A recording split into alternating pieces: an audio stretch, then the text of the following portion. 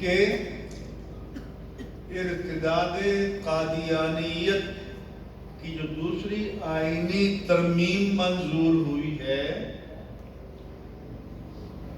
Parliament میں ہوتا ہے ایک موور ہوتا ہے کوئی تحریک پیش کرنے والا، اور کچھ سیکنڈر ہوتے ہیں اس کی تائید کرنے والے۔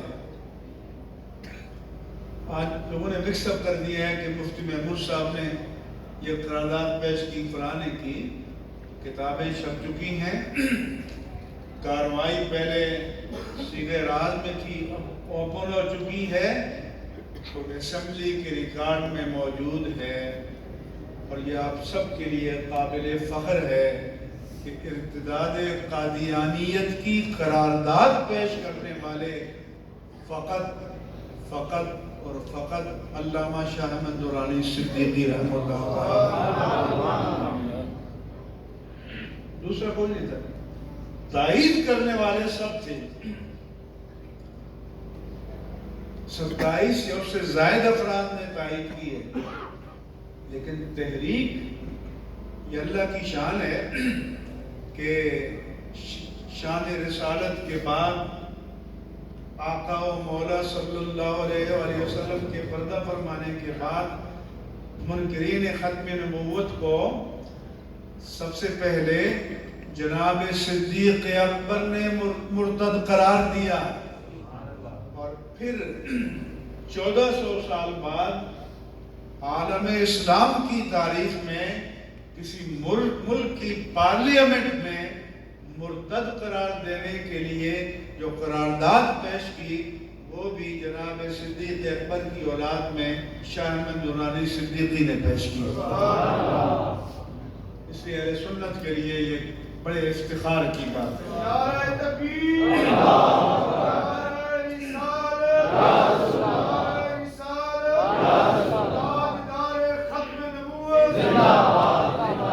اور بھٹو لبرل تھا، سوشلزم کے نعرے پر آیا تھا، لیکن اس کے دور میں یہ جو کارنامہ ہوا، کوئی بعید نہیں کہ اس کی نجات کا وسیلہ بن جائے، کیونکہ مرزا اپنی چارج شیٹ خود بنا کر گیا تھا۔ مجھے انگلینڈ سے ٹیلی فون آیا قادیانی چینل کا کہ جی ہم چاہتے ہیں کہ آپ کو بلائیں اور ہم ٹی وی پر مکالمہ کریں۔ میں نے کہا ہمارے بڑے بڑے علماء برطانیہ میں موجود ہیں، مجھ سے بہت بڑے علماء موجود ہیں، ان میں سے کسی کو پکڑ لیں آپ۔ کہہ رہے نہیں، آپ دراصل سلجھو آدمی ہیں، اور فلاں ہیں، اور یہ ہیں، وہ ہیں۔ میں نے کہا میں آیا تو ہم صرف مرزا کے ریکارڈ پر بات کریں گے، ادھر ادھر کوئی بات نہیں کریں گے۔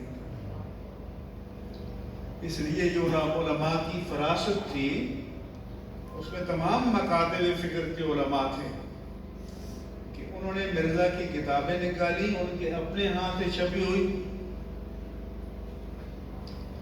اور پھر مرزا ناصر سے سوال ہوتا، سوال بھی ڈائریکٹ نہیں تھا، اٹارنی جنرل کو سوالات کی جاتے، وہ سلیکٹ کرتا، پھر وہ سوال کرتا، پھر مرزا تنگ گلی سے نکلنے کی کوشش کرتا، ہمارے کراچی میں کہتے ہیں باجو والی گلی سے نکل گیا، لیکن اس میں یحییٰ بختیار کا بھی بڑا رول ہے۔ اس نے 10 مرتبہ ریپیٹ کر کے سوال کیا کہ کیا مرزا نے کہا ہے کہ مجھ پر ایمان نہ لانے والے کنجریوں کی اولاد ہیں، خنزیروں کی اولاد ہیں، ان کی مائیں کتیاں ہیں؟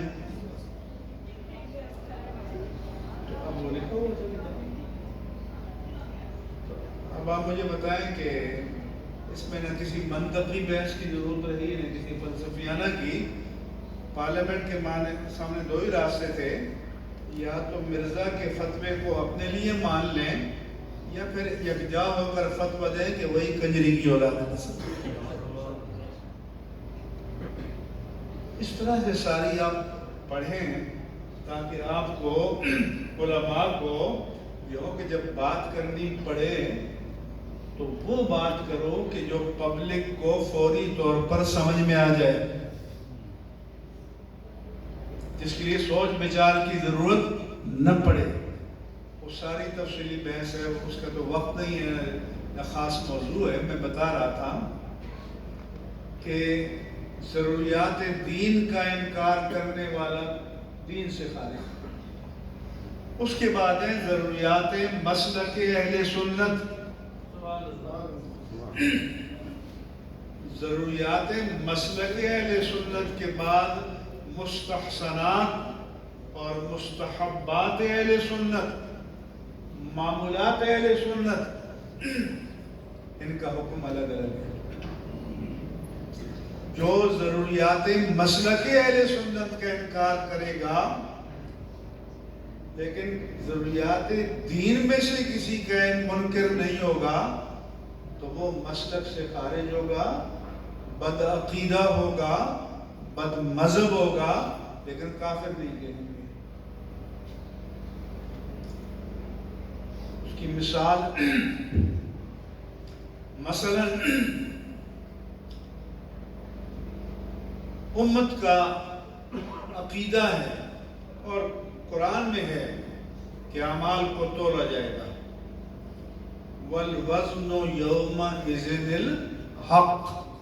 اللہ فرماتا ہے کہ آج کے دن اعمال کا تولنا حق ہے۔ امام بخاری نے آخری باب باندھا کہ وَنَضَعُ الْمَوَازِينَ الْقِسْطَ لِيَوْمِ الْقِيَامَةِ وَأَنَّ أَقْوَالَهُمْ اعمالہم وقولہم یوزن۔ اس بات کا باب کہ ہم قیامت کے دن میزان عدل قائم کریں گے اور لوگوں کی باتوں کو، افعال کو وہاں تولا جائے گا۔ تو ایک فرقہ نکلا معتزلہ، انہوں نے کہا جی اعمال تو مجرد چیز ہے، ایبسٹریکٹ چیز ہے۔ مثال کے طور پر آپ کو بخار ہو گیا، 100 ڈگری کا بخار ہے، اب وہ بخار آپ کی ذات کے ساتھ قائم ہے، اگر کوئی آپ کی ذات سے نکال کر بخار کو الگ دیکھنا چاہے تو کوئی ہوگا؟ میرا آپ کا رنگ ہے کہ ہماری ذات کے ساتھ قائم ہے، ہماری ذات سے جدا کر کے کوئی دیکھنا چاہے تو اس کا وجود ہوگا؟ بیماریاں ہیں، ہمارے احوال ہیں، اسی طرح ہماری عبادتیں ہیں۔ ہم نماز پڑھتے ہیں تو نماز ہماری ذات کے ساتھ قائم ہے، لیکن ہماری ذات سے ہٹ کر اس نماز کا کوئی خارج میں وجود ہوگا؟ یہ تو نہیں ہے کہ کہیں گے بھئی یہ پلر ہے، یہ بھاری پتھر ہے، یہ نماز ہے۔ تو وہ چونکہ پہلے عقل پرست طبقہ تھا مسلمانوں میں، عقل کی میزان میں تولتا تھا دینی حقائق کو، ان کا اعمال کا تو وزن ہو ہی نہیں سکتا۔ اللہ تعالیٰ اپنے علم کی بنیاد پر جنتی کو جنت میں، جہنمی کو جہنم میں لے جائے گا۔ اس کو تو پتہ ہے، لیکن کہتے ہیں اللہ نے فرمایا ہے کہ فَأَمَّا مَنْ ثَقُلَتْ مَوَازِينُهُ، جس کے اعمال کا وزن بھاری ہو جائے گا، فَهُوَ فِي عِيشَةٍ رَاضِيَةٍ، وہ پسندیدہ زندگی میں ہوگا۔ وَأَمَّا مَنْ خَفَّتْ مَوَازِينُهُ، جس کے اعمال کا پلڑنا ہلکا ہوگا، فَأُمُّهُ هَاوِيَةٌ، اس کا ٹھکانہ ہاویہ ہے۔ وَمَا أَدْرَاكَ مَا هِيَهْ، تجھے معلوم ہے کہ وہ کیا ہے؟ نَارٌ حَامِيَةٌ، کھولتی ہوئی آگ۔ اس لیے وہ بد مذہب ہو گئے، بے دین ہو گئے، اہل سنت و جماعت سے خارج ہو گئے کہ انہوں نے قرآن و سنت کی نصوص کا انکار کر دیا، تعویلات کی۔ اگر مطلقاً قرآن کا انکار کرتا تو کفر ہوتا، لیکن تعویل باطل کرے تو وہ بد مذہب ہو جائے گا، وہ بے دین ہو جائے گا۔ اس پر تو گٹو بات ہو سکتی ہے. اسی طرح سے معراج النبی صلی اللہ علیہ وسلم ہے. اب ہم معراج کو مانتے ہیں معراج جسمانی، لیکن اسلام کے دائرے کے اندر لوگ ہیں جو معراج جسمانی کو نہیں مانتے. سر سید احمد خان، غلام احمد پرویز، آج کل غامدی صاحب ہیں، اور بڑے بڑے نام آتے ہیں، وہ جسمانی معراج کے قائل نہیں ہیں کہ یہ خواب میں تھا، خواب میں حضور چلے گئے. اور سر سید نے تو یہ تک کہا کہ لا آف نیچر یعنی قانون فطرت اٹل ہے، قطعی ہے. اگر ہم قرآن و حدیث کی نصوص کے لیے کہتے ہیں وہ قانون فطرت کے لیے. قانون فطرت یعنی سبب اور مسبب، علت اور معلول، کاز اینڈ ایفیکٹ کہ یہ جو تانا بانا ہے جس پر یہ کائنات چل رہی ہے وہ کہتے ہیں یہ اٹل ہے. مثال کے طور پر آپ 5 کلو کا یہ چھوٹا پتھر اوپر پھینکیں تو وہ اوپر اٹک نہیں جائے گا، نیچے آئے گا. اس کے سائنسی معاملات اور اصول ہو رہے ہیں کیونکہ یہ قانون فطرت ہے. کوئی بھی بھاری چیز آپ پھینکیں گے تو فضا میں نہیں اٹکے گی. وہ کہتا ہے یہ اٹل ہے. اسے کہا گیا کہ حضور 30 سے زائد محدثین سے احادیث ہیں کہ حضور نے فرمایا کہ میں معراج پر تشریف لے گیا، احوال معراج کو بیان کیا. وہ کہتا ہے کہ اگر حدیثیں بھی ہوں، حدیثیں صحیح بھی ہوں، تو ہم سمجھیں گے کہ محدثین کو سمجھنے میں غلطی ہو گئی. قانون فطرت نہیں پوچھ سکتا. ہم کہتے ہیں کہ حضور قانون فطرت اس کائنات میں جاری و ساری ہے. ہم مانتے ہیں یہ فطرت، یہ قانون کائنات پر حاکم ہے، لیکن یہ قانون بنانے والے فاطر اور خالق پر حاکم نہیں ہے. سمجھ آ رہی ہے کہ یہ قانون اللہ نے بنائے ہیں، یہ سب پر حاکم ہے لیکن اللہ پر حاکم نہیں ہے. لہذا وہ جب چاہے اس قانون کو توڑ دے گا. اسی کو خارق عادت کہتے ہیں، معجزہ، جو روٹین کے نظام کو توڑ دے. مثال کے طور پر قانون فطرت یہ ہے کہ مادہ و نر کے اختلاط سے بچہ پیدا ہوتا ہے، میاں اور بیوی کے اختلاط سے بچہ پیدا ہوتا ہے انسانوں کا، مادہ و نر کے اختلاط سے حیوانات کا پیدا ہوتا ہے. یہ فطرت کا قانون ہے. یہ توالد و تناسل اسی قانون کے مطابق چل رہا ہے. لیکن کوئی یہ نہ سمجھے کہ اللہ اس کا محتاج ہے. جب اللہ نے چاہا تو عیسیٰ علیہ السلام کو باپ کے بغیر پیدا کر دیا. جب اللہ نے چاہا تو حضرت حوا کو آدم کے وجود سے عورت کے واسطے کے بغیر پیدا کر دیا. اور جب اللہ نے چاہا تو آدم علیہ السلام کو ماں اور باپ دونوں کے واسطے کے بغیر پیدا کر دیا. یہ بتایا کہ یہ قوانین اللہ کے بنائے ہوئے ہیں، یہ سب پر حاکم ہے لیکن اللہ کی ذات پر حاکم نہیں ہے. سمجھ آ رہی ہے بات؟ ان سائنسدانوں نے اب 1400 سال بعد کہا کہ ایک آدمی کے سیل سے، خلیہ جسے کہتے ہیں، اس سے دوسرا جاندار پیدا کیا جا سکتا ہے. انہوں نے کہا کہ ہم نے بھیڑ کا ایک بچہ ڈولی پیدا کر دیا، وہ دعویٰ سچا ہے یا جھوٹا؟ اس سے بحث نہیں ہے، لیکن ہم نے کہا کہ اللہ نے تو ابتدائے آفرینش میں آدم کے وجود سے حوا کو پیدا کر دیا، اس لیے اب سر سید کو سب مانتے ہیں، تم مانو بابا، ریفارمر مانو، جو بھی مانو، لیکن بد مذہب اس لیے مانتے ہیں کہ اس نے معجزات کا انکار کیا، پرویز نے معجزات کا انکار کیا،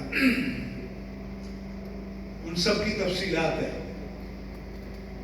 جو ایک ایک کر کے میں آپ کے سامنے بیان کروں، اب وقت نہیں ہے، اس لیے یہ ضروریات مسلک اہل سنت میں سے ہے۔ اعمال کا وزن ہوگا، اللہ کے رسول کو جسمانی معراج ہوا، رؤیت باری تعالیٰ پر بھی اختلاف ہے، شیعہ حضرات بھی کہتے ہیں کہ رؤیت نہیں ہو سکتی، دوسرے بھی نہیں مانتے، وہ اس لیے کہتے ہیں کہ یہ جو آنکھ ہے، اس کا جو کیمرہ ہے، اس میں مادی چیزیں آ سکتی ہیں ریفلیکٹ ہو کر، جو چیز اممیٹیریل ہے، غیر مادی ہے، جس کا مادی وجود ہی نہیں ہے، وہ آئینے میں کیسے آئے؟ بلکہ بعض تو مادی چیزیں بھی نہیں آتی، یہ ہوا موجود ہے لیکن کسی آئینے میں نہیں آ سکتی، تو اس لیے یہ جو آنکھ ہے یہ مادی چیز کا دیدار کر سکتی ہے، غیر مادی چیز کا دیدار نہیں کر سکتی، اور اللہ نے فرمایا کہ وَهُوَ يُدْرِكُ الْأَبْصَارَ وَلَا يُدْرِكُ الْأَبْصَارَ، وہ نگاہوں کا احاطہ فرما لیتا ہے، نگاہیں اس کا احاطہ نہیں کر سکتی، اگر ان کو بصیرت کے معنی میں کریں تو عقلیں اس کا احاطہ نہیں کر سکتی، لیکن ہمارا ایمان ہے کہ حضور نے اللہ کا دیدار کیا، اسی لیے جب موسیٰ علیہ السلام نے سوال کیا کہ رب ارنی، اے اللہ مجھے اپنا جلوہ دکھا، تو اللہ نے فرمایا کہ لن ترانی، یہ نہیں فرمایا کہ دکھایا نہیں جا سکتا، یہ نہیں فرمایا کہ دکھایا نہیں جا سکتا، یہ بھی نہیں فرمایا کہ دیکھا نہیں جا سکتا، فرمایا کہ تم نہیں دیکھ سکتے، لن ترانی، تو پھر اس کے معنی کیا ہوں گے کہ جب وہ ذات کریمی جس کو اپنا جلوہ دکھانا چاہے گی تو اس کی بصارت میں وہ طاقت پیدا فرما دے گی، اس لیے امام اہل سنت نے فرمایا وہاں تو تھا جوش لن ترانی اور یہاں تقاضے وصال کے تھے، تبارک اللہ ہے شان تیری، تجھی کو زیبا ہے بے نیازی، وہاں تو تھا جوش لن ترانی اور یہاں تقاضے وصال کے تھے، یہاں خود بلایا کہ آؤ دیدار کرو، اور قرآن نے مزید توصیف کی کہ وجوہ یومئذ ناظرہ الی ربہا ناظرہ،